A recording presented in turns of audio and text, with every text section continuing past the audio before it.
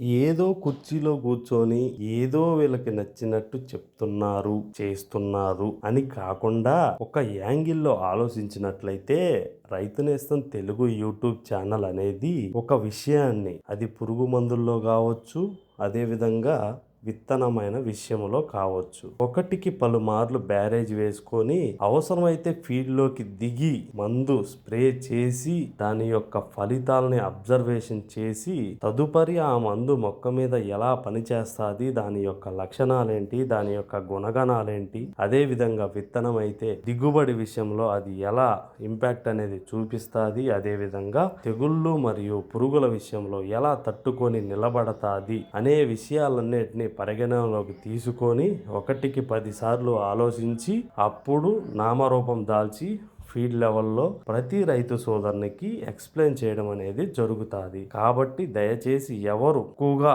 అనుకోవద్దు, ఏదో కుర్చీలో కూర్చొని చెప్తున్నారు అని దయచేసి ఎవరు అనుకోవద్దని నేను సవినయంగా విన్నవిస్తున్నాను ప్రతి ఒక్కరికి. ధన్యవాదములు. చూస్తూనే ఉండండి రైతు నేస్తం తెలుగు యూట్యూబ్ ఛానల్.